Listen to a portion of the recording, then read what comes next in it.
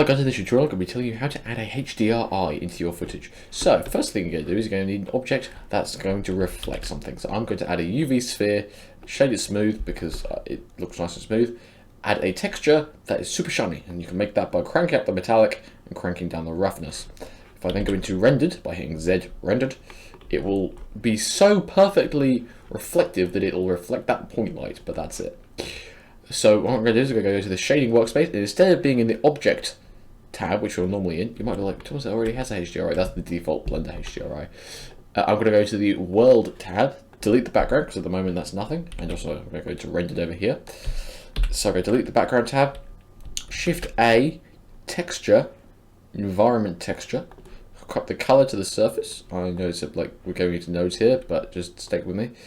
And then I'm going to add a HDRI. I'm going to go for noon grass because if you want to download a HDRI, you can get some from HDRI Haven. Honestly, really recommend the site. So, and this, now we have perfect reflections on our sphere of this field here.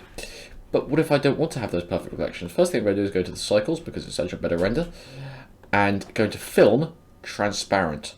That means that now, if I turn off transparent, we'll have the image in the background. If I turn it on, it will be nice and transparent, I guess. So, thanks guys for watching this tutorial. I hope I see you next time. See you next time.